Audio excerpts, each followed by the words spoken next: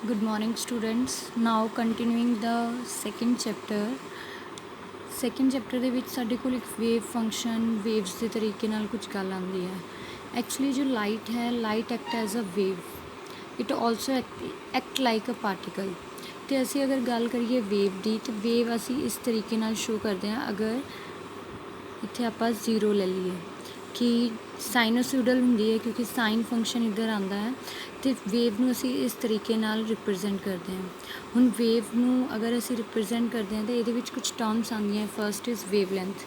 Wave length ਕਿਹਨੂੰ ਕਹਿੰਦੇ ਆ? ਵੇਵ ਲੈਂਥ ਨੂੰ ਸਮਝਣ ਤੋਂ ਪਹਿਲਾਂ ਸਾਨੂੰ ਪਤਾ ਹੋਣਾ ਚਾਹੀਦਾ ਜੋ ਉੱਪਰ ਵਾਲੀਆਂ ਵੇਵਸ ਆਉਂਦੀਆਂ ਇਹਨੂੰ ਅਸੀਂ ਕਹਿੰਦੇ ਹਾਂ ਕ੍ਰੈਸਟ,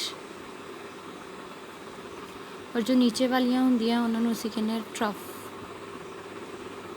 ਵੇਵ ਲੈਂਥ ਕੀ ਹੈ? Difference between two crest and trough are known as wavelengths।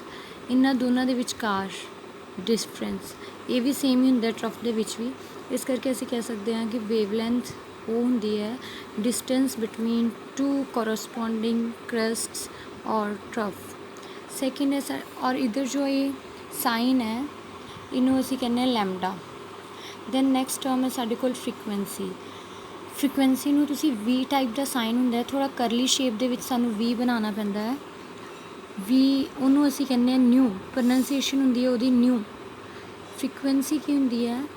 1 second ਦੇ ਵਿੱਚ ਕਿੰਨੀਆਂ ਇਹ ਵੇਵਸ ਜਿਹੜੀਆਂ ਹੈ ਉਹ ਬਣਦੀਆਂ, ਉਹਨੂੰ ਅਸੀਂ ਕਹਿੰਦੇ ਹਾਂ ਫ੍ਰੀਕੁਐਂਸੀ। Then velocity. ਵੈਲੋਸਿਟੀ ਨੂੰ ਤੁਸੀਂ ਸੀ ਦੇ ਨਾਲ ਰਿਪਰੈਜ਼ੈਂਟ ਕਰਦੇ ਹੋ। ਵੈਲੋਸਿਟੀ ਦਾ ਮਤਲਬ ਹੈ ਕਿ ਡਿਸਟੈਂਸ ਓਵਰ ਟਾਈਮ, ਕਿੰਨਾ ਡਿਸਟੈਂਸ 1 ਸੈਕਿੰਡ ਦੇ ਵਿੱਚ ਵੇਵਸ ਜੋ ਹੈ ਟਰੈਵਲ ਕਰਦੀਆਂ, ਉਹਨੂੰ ਅਸੀਂ ਕਹਿੰਦੇ ਹਾਂ ਵੈਲੋਸਿਟੀ। ਦੈਨ ਨੈਕਸਟ ਟਰਮ ਹੈ ਐਂਪਲੀਟਿਊਡ, ਜਿਹਨੂੰ ਤੁਸੀਂ ਅਲਫਾ ਦੇ ਨਾਲ ਰਿਪਰੈਜ਼ੈਂਟ ਕਰਦੇ ਹੋ। Amplitude is the height of crest or trough. ਇਹ ਜੋ ਹਾਈਟ ਹੈ that is amplitude and is represented by alpha. Then wave number. Wave number ਨੂੰ ਅਸੀਂ ਨਿਊ ਬਾਰ ਕਹਿ ਦਿੰਦੇ ਹਾਂ। ਵੇਵ ਨੰਬਰ ਜੋ ਹੈ ਲੈਮਡਾ ਦਾ ਆਪੋਜ਼ਿਟ ਹੁੰਦਾ ਹੈ, 1/λ, ਅਤੇ ਇਸ ਕਰਕੇ ਇਹਨੂੰ ਅਸੀਂ ਵੇਵ ਨੰਬਰ ਕਹਿੰਦੇ ਹਾਂ।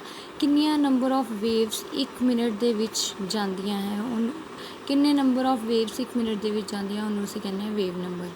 Photoelectric effect. Then next topic is our photoelectric effect. Photo means light. Electric word is used here for electrons. ਕਿਸੇ ਮੈਟਲ ਸਰਫੇਸ ਦੇ ਉੱਪਰੋਂ ਅਗਰ ਅਸੀਂ ਕੋਈ ਲਾਈਟ ਇੱਕ ਪਰਟੀਕੂਲਰ ਫ੍ਰੀਕੁਐਂਸੀ ਦੀ ਲਾਈਟ ਪਾਸ ਕਰਾਈਏ ਤਾਂ ਕਿ ਉਸ ਮੈਟਲ ਸਰਫੇਸ ਦੇ ਵਿੱਚੋਂ ਇਲੈਕਟ੍ਰੋਨਸ ਇਜੈਕਟ ਹੋ ਜਾਣ, ਇਜੈਕਟ ਮਤਲਬ ਬਾਹਰ ਆ ਜਾਣ, ਤਾਂ ਉਹਨੂੰ ਅਸੀਂ ਕਹਿੰਦੇ ਹਾਂ photoelectric effect. With the ejection of electrons with the help of light is known as photoelectric effect. ਔਰ ਜੋ ਇਹ ਲਾਈਟ ਜੋ ਸਟਰਾਈਕ ਕਰਦੀ ਹੈ ਉਹਨੂੰ ਅਸੀਂ ਕਹਿੰਦੇ ਹਾਂ ਫੋਟੋਨਸ, ਕਿ ਕੁਛ ਪਾਰਟੀਕਲਸ ਹੋਣਗੇ ਲਾਈਟ ਦੇ ਜੋ ਸਟਰਾਈਕ ਕਰਦੇ ਜਿਹਨੂੰ ਅਸੀਂ ਕਹਿੰਦੇ ਹਾਂ ਫੋਟੋਨਸ। ਫੋਟੋਨਸ ਮਤਲਬ light carrying particles. When a light of a particular frequency, ਕੁਛ ਇੱਕ ਫ੍ਰੀਕੁਐਂਸੀ ਦੀ ਹੋਏਗੀ ਜੋ ਕਿ ਸਟਰਾਈਕ ਕਰੇਗੀ ਮੈਟਲ ਸਰਫੇਸ 'ਤੇ, ਜਿਹਦੇ ਕਰਕੇ ਕਿ ਇਲੈਕਟ੍ਰੋਨ ਜਿਹੜੇ ਆ ਇਜੈਕਟ ਹੋ ਜਾਣਗੇ, ਬਾਹਰ ਆ ਜਾਣਗੇ ਮੈਟਲ ਸਰਫੇਸ ਤੋਂ, ਉਹਨੂੰ ਅਸੀਂ ਕਹਿੰਦੇ ਹਾਂ ਫੋਟੋ ਇਲੈਕਟ੍ਰਿਕ ਇਫੈਕਟ। ਫਿਰ ਆਉਂਦੀ ਹੈ ਥ੍ਰੈਸ਼ਹੋਲਡ ਫ੍ਰੀਕੁਐਂਸੀ। ਹਰ ਮੈਟਲ ਦੀ ਆਪਣੀ ਡਿਫਰੈਂਟ ਫ੍ਰੀਕੁਐਂਸੀਜ਼ ਹੁੰਦੀਆਂ ਹੈ। ਜ਼ਰੂਰੀ ਨਹੀਂ ਹੈ ਕਿ ਸਾਰੇ ਮੈਟਲਸ ਦੀ ਇੱਕੋ ਟਾਈਮ 'ਤੇ ਹੀ ਇਲੈਕਟ੍ਰੋਨਸ ਜਿਹੜੇ ਹੈ ਰਿਮੂਵ ਹੋ ਜਾਣ। ਫੋਰ ਐਗਜ਼ਾਮਪਲ, ਅਗਰ ਤੁਸੀਂ ਆਇਰਨ ਨੂੰ ਮੈਲਟ ਕਰਨਾ ਚਾਹੋ ਜਾਂ ਉਹਦੇ ਵਿੱਚੋਂ ਇਲੈਕਟ੍ਰੋਨ ਰਿਮੂਵ ਕਰਨਾ ਚਾਹੋ ਤਾਂ you need a very high temperature, but if you want to remove electron from gold you don't need that much of energy ਔਰ that much of light.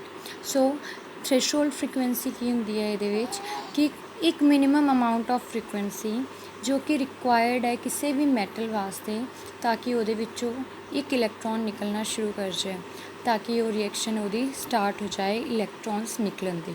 That is known as threshold energy, threshold frequency. The minimum amount of frequency or the minimum frequency required by the metal to eject the electron from its metal surface is known as threshold frequency.